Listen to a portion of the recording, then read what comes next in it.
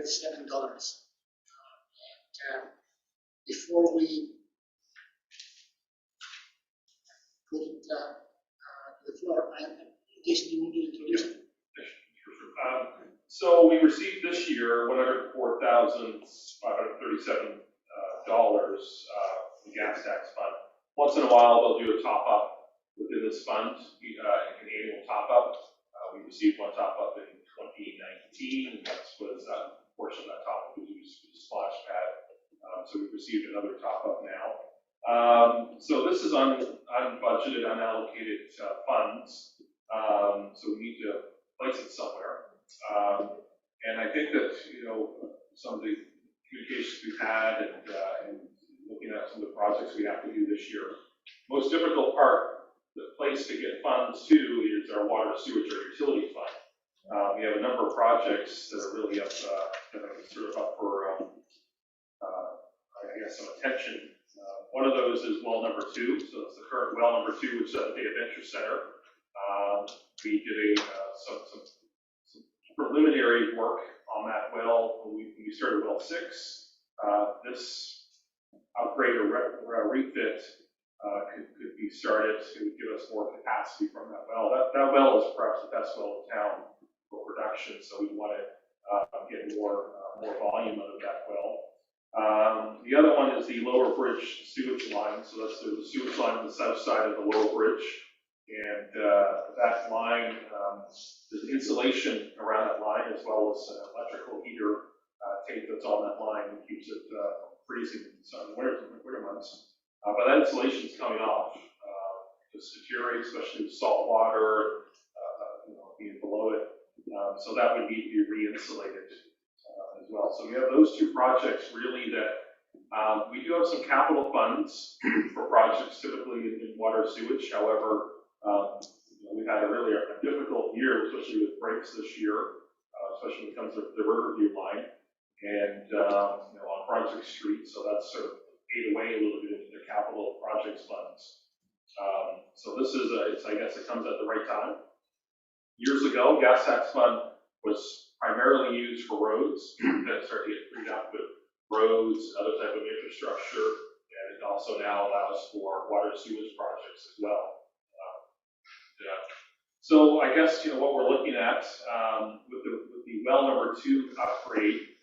Right now we've estimated that to be 58,000. I would say 50 to 60,000 for that well upgrade, and that would bring that up. I've sent out a overview of that project, everything from a new electrical panel, heater, as well as a generator. And I guess that's an important part of this to look at. When the power goes out, we basically run off the tower, the reservoir for X amount of time. So not having a generator at a well certainly is a cause for concern because we never really know how long we're going to be out. So we have a generator as well. And with that, just I noted generators are always difficult to get any type of project funding for because the banks and the province typically don't like to fund too much when it comes to generators because they can be mobile and move. So it's always one of those things that we always need lots of generators for town, especially for sewage lift stations or pumps, reservoir, but we never have enough generators too. So this is a perfect opportunity for this too. Other things that are included, pitless adapters, new roofing. The building down there looks like one of the Bay Adventure Center buildings, which it's rough shape as well. So we have a new siding and roofing on there, and a new pump that we put in there. With the depth that would be going, the current pump would be used, but it would go back in stock. Typically, once you haul all the pumps out, they usually try to use them over and over again because they sit for a long period of time, so they just seize up. And then lines as well, 70 feet or so. So it's estimated around 58,000. The reason I'm saying 60,000 tonight is because we're just, some of the stuff that we're still trying to piece together and look at it. This would, I guess the only thing that we're kind of a little bit, still trying to firm up is the pitless adapter. That's something that we're still trying to firm up. We 4:30 this afternoon. So there's this project. The second part was the lower bridge. So right now we do have a quote for the lower bridge from Induscom installation contractors. So that's the 44,000 plus tax. Comes in around the 52,000, I guess, when you sort of look at taxes and such. Now, with that, we did have money set aside for that project this year. We were going to take the capital fund plus $30,000, which we typically use each year to do a sewage lift station. To refit one of the panels at the sewage lift station. So we're going to skip that 2021, plus use capital, and then we'll do the project. So if we would have had the amount of issues we had in water to sewage to date, we probably wouldn't be talking about that one. We probably would have had the $20,000 plus to do the project. So I guess the thought is to do the lower bridge is about 52,000.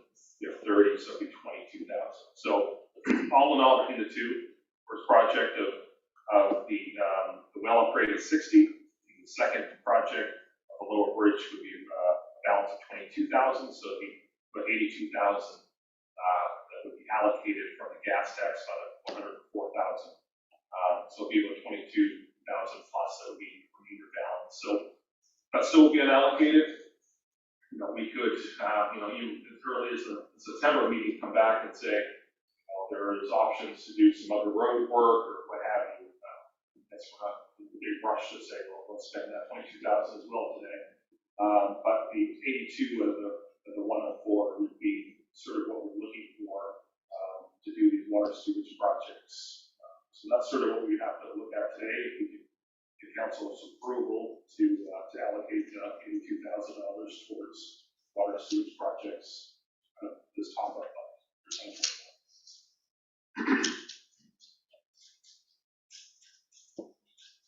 82,000 or it's 102,000? 82,000. So it'd be 60,000 for a project, the first project. 52 is a full, but we have 30,000 currently in our water sewage right now that's set aside for the lower bridge. So with that 30, we don't need 22.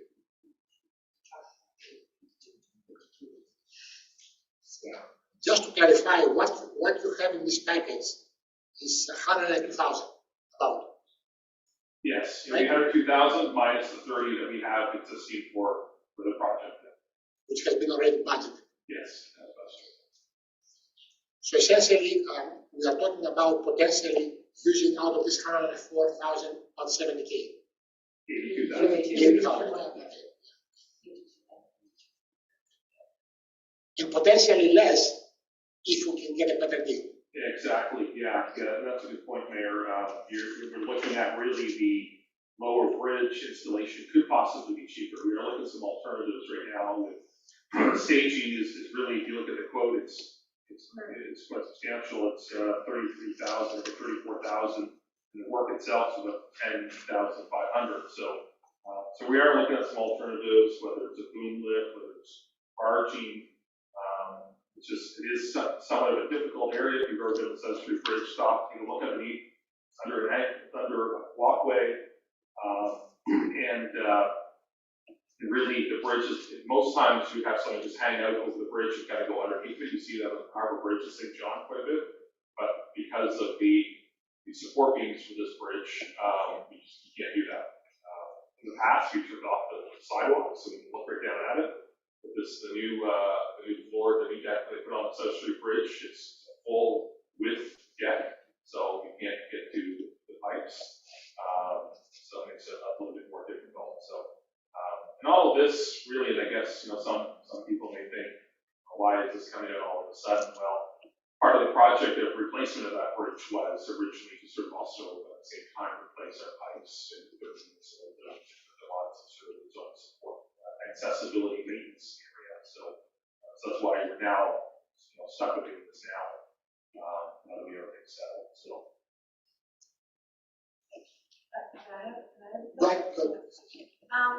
I'm wondering around the lifespan of the work that we would approve. Is it 10 years? Is it 5 years? Is it 25 years? For the insulation? Yes. Insulation is usually 10, 15 years. Really depends on, I guess, the environments as well. Some areas maybe the moisture's, the water down low, brought in deteriorating the aluminum exterior. So, Is there a different product we can use to give us a longer lifespan? for as far as wrapping and insulating, nothing that we're aware of that would be at this price wise. Next point is very good. And right now, the reason for which we are doing that is because we have used galvanized steel. Galvanized steel in a corrosive environment like salt does not do well. So there are some other, like, have we looked at things stainless sheathing or So, I guess one thing you don't want to seal the pipe. fiberglass? Yeah, and I guess one thing you don't want to seal the pipe too much if you have a breakage becomes very difficult to assess and to be able to stand up. So yeah, that's limited any type of insulation on pipes too. You don't want to spray foam it and think that that's going to solve it either because you have to have foam with leakages. So we are trying to put again galvanized sheathing. Yes. How long is this thing lasting? 10 years. 10 years? Yeah. That's not very long. Yeah. Yeah.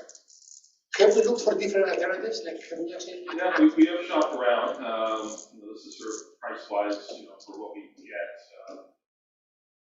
Looking at the prices, I'm sure you can go much more expensive. This is, sort of the baseline pricing that we have. This type of work.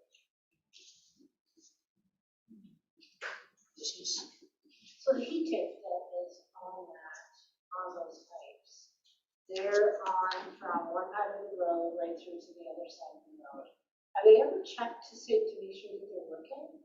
Yeah, if they weren't working, they would certainly they'd be using out the blockages. Over to sewage station and it's not a water show, we start to and we look at each year, of course, power itself will tell us if it's way down, it's working somewhere. So it's always easy. So that brings me to my next question. Will the heat tank be upgraded just for assurances? Yeah, no. The only other thing that we upgraded would be the actual hangers that are on. While we're there, we would replace the hangers. So far, so good.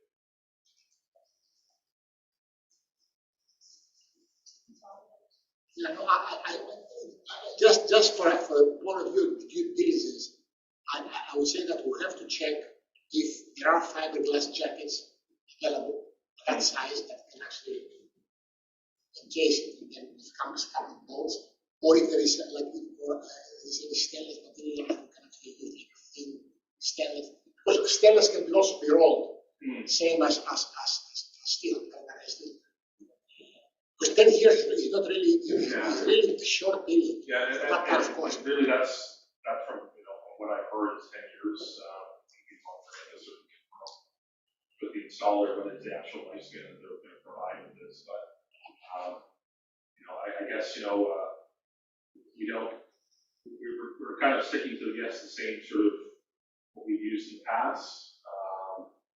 It's more or less the case that we kind of get this work done. We've looked at it in the past, and so this is such expensive. There's other options out there that are more expensive, but with the small budget that we have, we try to at least get it patched up, at least get it insulated so it's not giving us problems, or the hangers are breaking and pipes are falling too big. We can certainly look around again and see what other type of options for pricing. I guess it does get down to the limit. We need to kind of do something. Yeah. How many years has it been since the repairs have been done with those pipes? That one there, I don't recall. Certainly not in the last 10 to 15 years. So there you go. So 10 to 15 years. Yeah. We've done some work on one of the other sides. I think it was Keel Construction was the last that we worked on we had hangar breakage in that time. That was a big concern, so that's why when we're doing this work, we'll replace the hangars, because insulation is one thing, freezing and breaking is one thing, but hangars breaking and things falling into the water of our main sewage line leads to the lagoon. Actually, one of the hangers we broke the other time was the plates through which the hangers were going through, the structural plates. Yeah, The hangers were okay. Last time it was the plates that they were supporting the hangers. Right? yeah, up underneath, yes. Yes, Yeah, exactly. So that is something that maybe we should look at. As Yeah, well as we yeah, go. we'll certainly, as they install those, we'll be looking at those too. It has to be done by when? I know, it's, I mean, by water, I don't know. I'm just. Yeah, I mean, there's no real timeline on it. I mean, we don't want to, I guess, we don't want to come into another cold season. That's with what I'm it. thinking, you've got to get it done. by Yeah. the summer. Yeah, I would think by. In some parts, all we have, we don't really have even the cover of insulation anymore, it's just the insulation sitting there. So, we do have concerns that, I guess, worst case scenario, you have a power outage in winter and insulation's not there, and the thing freezes. I think alone with the heat tape working, we'll probably have freezes, but I just would hate to see the power go out, the combination of everything go bad. But we knew this work had to be done when the bridge was being fixed. Yes. That's what I No, thought. this is, the insulation is after happened the last few years, right? Yeah, and the reason why we've never really gone back in and fixed the insulation is because the up and down of the South Street Bridge was going to be replaced. We never really worked at putting money into those pipes because they're going to be moved and put on their own bridge or put underneath a new bridge. So we have addressed all those issues, but Because I do remember us talking about it before when the bridge was being looked at, and we said we would wait until after the bridge was finished yeah, before finishing off. the We will back. need the approval from DOT to work under the bridge and put additional stuff. we do. Yeah, we've started those conversations with DTI now. They do need to be aware of what's going on. So I think from, it could be load studies, it could be anything. So that's why, before we get too deep into the fall, we want to try to get some of this stuff underway. And we just don't know what their questions are going to be or what their request is going to be. We have all of them, I think, this Tuesday. This Tuesday, we're going to meeting. That's a big question. If they want a structural study be done before they approve the work, then we're talking about some serious money to do the analysis. Yeah, I mean, some load studies, yeah, we're not adding any more load to the actual pipe because it's just replacing installation. The only time I think that they would ask for any load studies is with staging, a machine maybe on the bridge. But we definitely got to check the bridge probably a lot more for that time period, so again, it's part of the questions we would have. So I just have one thing to, so we're doing the work from road to road, so the whole thing will be redone from tip to tip. Yeah. Is there room in our budget for next year as a maintenance plan so that we maybe can extend the 10 years by maintaining if we have some moisture issues or we have some of the connections failing or whatever in the next 5 years to prevent a big cost like this on a reoccurring 10-year basis. The thing That's is, something we can maintaining look it is tough because the majority of you see the work is the staging. It's getting Yes, I stuff understand, there, yeah. there. I mean, even if you had a bit of a breakage in the seal, you still have to try to do staging. That's the law. 75% of the cost is the staging. We've looked at, the mayor's been in and looked at ideas of everything from, trying to put cables across and do the work that way, or booms, bringing, a boom lift on one side and dropping them down, so they can have access to it. It's just a very difficult bridge to work on. So, visually, we do, every year, as part of our own annual review of inventory, we go through and look at that. Binoculars areas as we look across and show some breakages. Regular maintenance is pretty tough to do there. I have a question, not about the bridge, but about, if everything goes according to what you have here, at the end, there's gonna be money left over from this top up, right? Yes, yeah, but 22,000 plus. Or more, yeah. Yes. So, are you asking us to actually allocate that, okay? No, I'd say we just would need that for now. Yeah, and then we may, things start looking good with this project, and if it falls under, then add more to it, and certainly maybe in October, still not too late to do, I think, some road work. It could be something like that. I know we looked at Wellington Road, the Back Bay Road, that road does need some work, so could be allocated something like that. So the resolution for us today is to approve these two projects.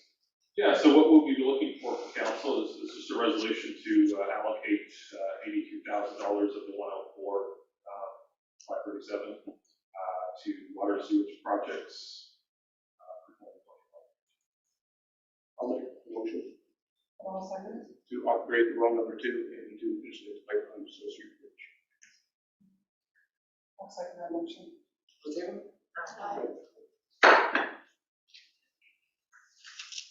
The second part of the business for this special meeting is a resolution for approval to submit an IDA application for the Riverview Avenue water main replacement. Jason, do you want to actually give us the background on that?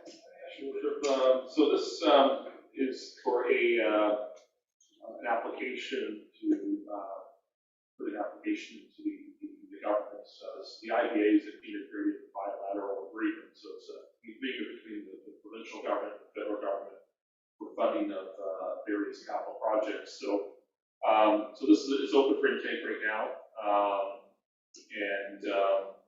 so we would be looking to put an application on the Riverview water line. So that'd be from Hillcrest intersection heading north on Riverview to what the address was, but it just past Wally Balchuk's place, and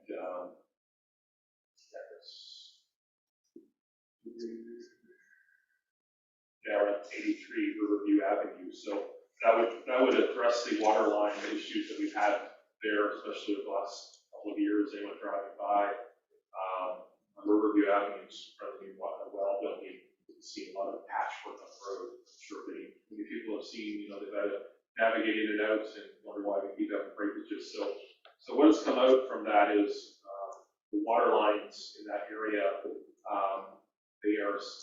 The production of those pipes must not have been superior construction. So they're typically breaks, like cast iron will break laterally, like a hairline crack, they'll kind of break open that way.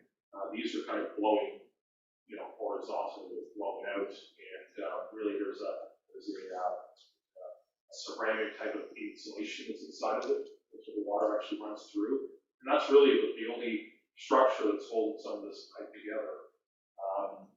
You just think sometimes it's just maybe a bad batch of steel, unfortunately. These pipes were put in for the 80s, 81, 82, and we're also seeing much the same thing with some neighboring municipalities that did some pipe work at the same time. They're experiencing the very same type of breakages. So unfortunately, there's no other fix to this besides getting these pipes in the ground. Some of these breakages that we've had, the last break we had last week was maybe a meter from the previous break we had in spring. So it's really comes down to probably 5-6 sections of pipe. But some will say, why not just go do that section and move on? Well, you sort of have to bring a different type of pipe, hook it into the existing cast iron. So you sort of have to always try to go back to where the newest pipe is and work your way to this new section. Just adding a new pipe in, you're going to get probably some breakages in the other older in between. So typically we'll start where the last upgrade was done, which is kind of Hillcrest, and then work your way north through that section. So So it is, we do have aging pipes here with some pipes that do well. Cast iron is something that we're eventually getting less and less of. We've replaced a lot of the pipe on T Road, out through the upper section or the lower section of Riverview, through town Main Street. We've done a lot of pipe work over the years. Really, if you look at our asset management plan, I would have liked to have been here saying that, let's do Wallace Street and Brunswick Street on this side of the bridge. That's certainly the next area. We do have breakages there too. And to continue to get through North Brunswick all the way up to past purchase to Hedge Chapel. So your main distribution lines is what you want to do first, and then these offshoots later on. But this sort of is a main distribution line now, serving not only well 6, but also existing well 3. So we have a breakage there, we lose well 3, we lose well 6. So down just a couple wells. So it's a pretty important area, and certainly with the way these pipes are breaking, it is something that keeps me up at night. Every time I drive by there, I look at the ground, if I see rain, water, it's okay, but if it's a dry day, there's water on the road, you may see me get out and smell what kind of water this is. It's locally just somebody sitting there with their air conditioner on. But it is an area that's a big concern. So this would be, I guess, for an application. The total on that is 558,509. So this would be an application that would go in. The federal government, the province would look at this application, and then they would come back to us and say, they're willing to fund X amount. So it could be, they could say 75%, they could say 80%. It really depends on a lot of times, a lot of factors, everything from how many IDA projects are in this area to how much money maybe the government has at its disposal for that budget year. So there's a lot of different variables, and we at least get the application. I know I've been asked that, can we not just put an application anyways? This is certainly sort of the first of many approvals we would have on a capital project of this size. Council would then have to go through afterwards. We could use back and say, we have to pay for 25% of it. We have to go, we can't pay for it just under our own funds. We have to motion to borrow money. Then once we do that, and once we actually sign off on the venture, another motion. So there's a number of motions that council follows through these type of projects. The first being here, at least at the application. So you're certainly aware that this is what we're doing. This is a big project on the horizon. And something we have to do. Questions? This being an election year, it probably would be wise of us to put the application in. Nothing ventured, nothing gained. I mean, is it going to cost us anything to put the application in? No. Then put it in. Yeah. I have one question to ask, 2 questions actually. The first one is the lifespan that we got from these pipes. If you install them in 82, then we have them there for about 40 years. So that's about the lifetime cycle. No, I mean, there's other spots we've seen 60, 80 years with some of these pipes. Really depends on pressure and usage. Again, the production of these pipes is their good quality. So yeah, they are, I would say, they're prematurely failed. This, if you would have asked us, maybe 3 or 4 years ago, would we have done this in 2021 or 2022? That review, we'd say no. There's lots of time left. There's other bigger concerns like Wallace and Brunswick. So we knew we had some time left. We thought we did 4 years ago. So definitely these type of breakages are showing something very different. The construction of these pipes. Are there any standards that these pipes must meet? Like, do they have a pedigree of metallurgy, a pedigree of fabrication? Do they have, is there any quality assurance, quality control standards that when you buy them, you get it, a pedigree of the investment? Yeah, like in 81, would there have been specs that they would have been built to? I I'm not really sure, I can't really say. Nowadays, definitely they're. That's what I'm saying, now if we're gonna make that investment, are we gonna have in our files something that's gonna guarantee that this pipe can be passed through a quality control program? Yes, actually by nowadays too. Okay, that's it. The other thing I want to ask you is the engineering cost. Is that a standard 10%, because it's a bit more than 10%? Yeah, it's usually typically 10 to 15%. Or it's 10 to 15? You know.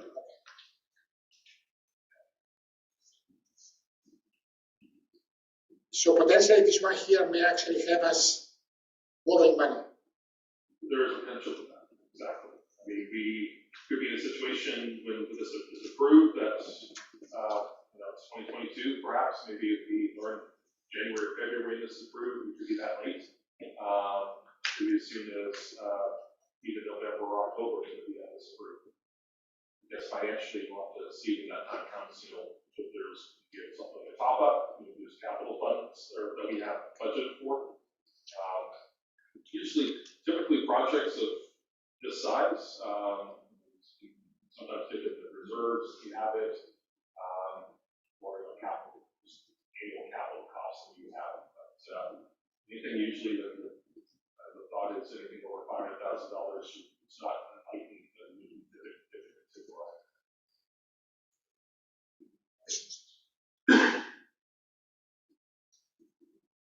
So, Motion that's what I'm to, saying, can we make motion to put in an application for the IBA So, Riverview Avenue. so we are, okay, yeah, second it? All in favor? Aye. And, I guess I can ask for a motion to adjourn.